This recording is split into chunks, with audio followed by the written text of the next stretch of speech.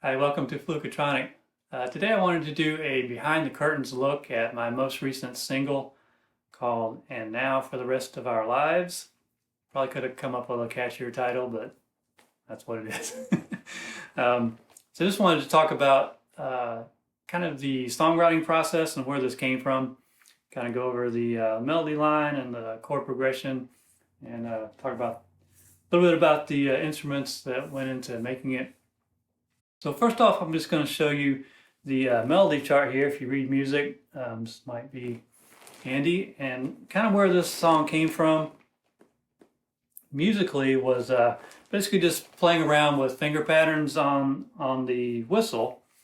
And I don't think I actually composed it on this whistle, but ended up playing on this low E teakwood whistle from Pablo Mira, harmonyflute.com. So if you notice the progression here, it kind of starts on the high A. If this was a C whistle, this would be an A note.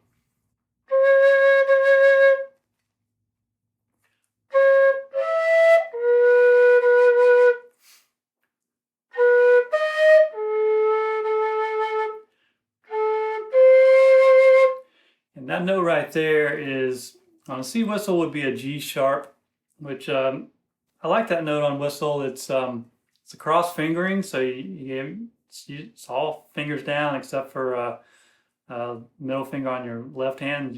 Usually gives you that note on the whistle. So it's a little bit, not as stable as some of the diatonic notes, but I kind of like that.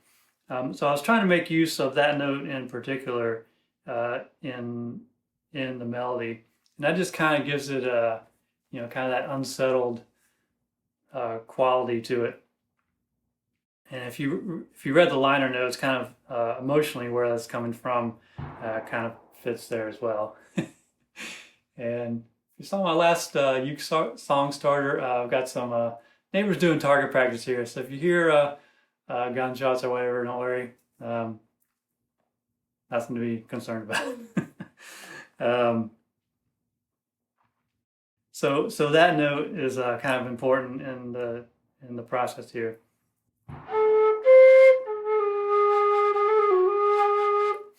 So that's the A part. B part. So that's kind of descending patterns really.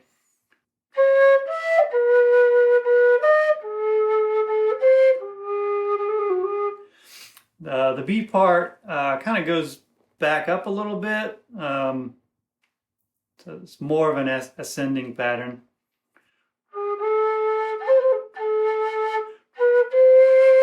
And there's that note again.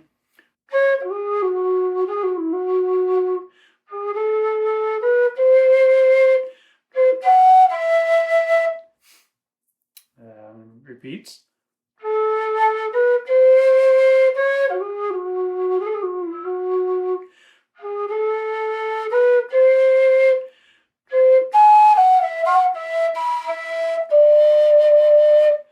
And it kind of ends on that B flat note, B flat on a C whistle, which again is one of those cross-fingered, a little bit less stable notes, so it kind of fits in with the theme of this one.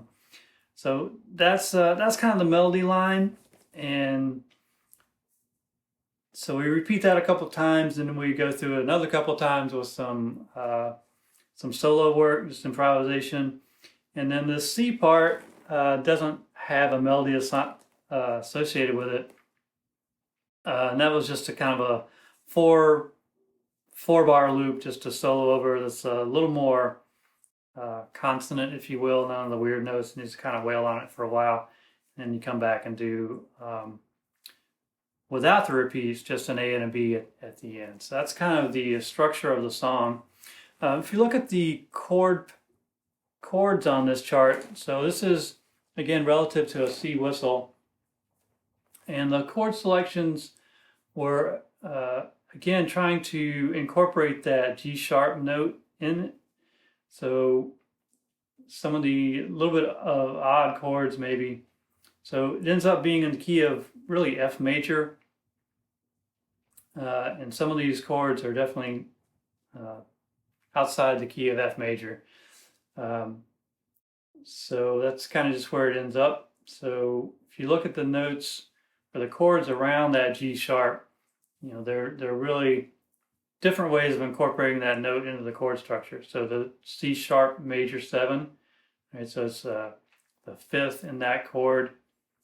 Later on, you see the E7 chords. That's the third of that chord, and then the G7 flat 9. So it's flat 9. That one. That's a little bit different. Yeah, so that's kind of how it worked out. In terms of the ukulele chart, again, those are some weird ukulele chords. But what I did here, again, this is an E whistle, so that was going to be an odd selection for just a regular tuned ukulele as well. So what I did was I took this uke, which is currently tuned in A reentrant. Right, so E whistle and A ukulele. This is E, A, C sharp, F sharp. Right, so they've got the same root note, and so that ends up looking a lot better under transposition. So here's the ukulele chord chart. So it ends up being not so weird, and most of the shapes are fairly normal, except for around the really the turnaround chord, that F sharp minor on this chart, F sharp minor to F7 flat 5 is a little odd, but the rest of the progression is pretty simple.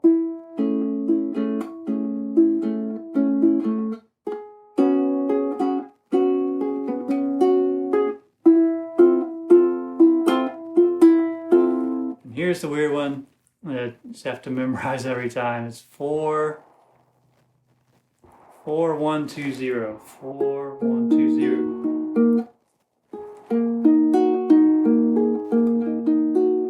And then you're going to 4 3 1 0. So you're kind of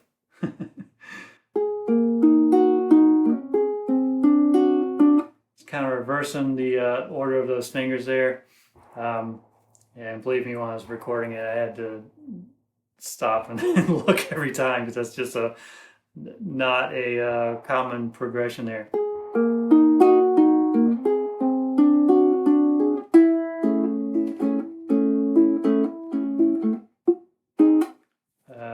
Right, so I'm going to go into the B section.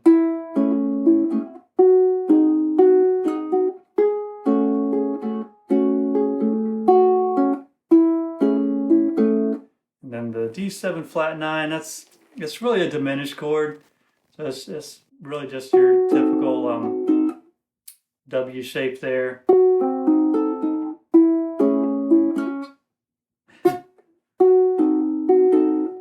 See, I'm a little bit out of practice with this song. So transitioning from the C major 7, then E minor 4,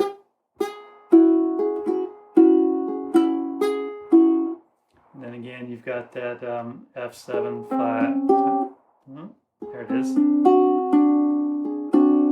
And then the C,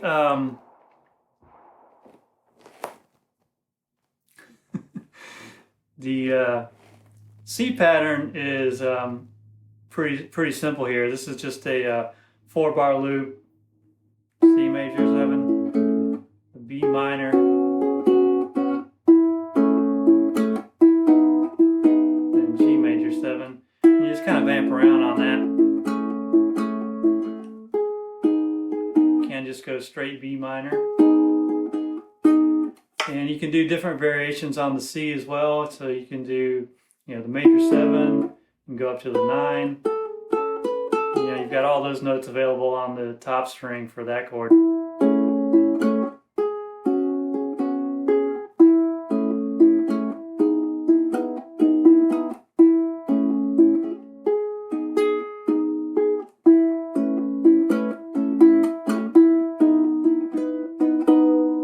So that's just a fun little thing to improv around a little bit. So yeah, there you go. So that's pretty much it for the melody and the chord progression. And I guess that's really all we need to cover today. So again, if this one is under copyright, all rights reserved. But if you want to use this one, just drop me a line. Let me know what you want to do with it, and we can probably work out some other arrangement. Especially if you're wanting to do it just for personal use or education or whatever, it's probably fine. If you'd like to cover it or whatever, we can work out some different licensing terms. But yeah, so there you go. Let me know what you think of the song, of the process, things I can do better, anything like that. Let me know. Love to hear from you. Thanks.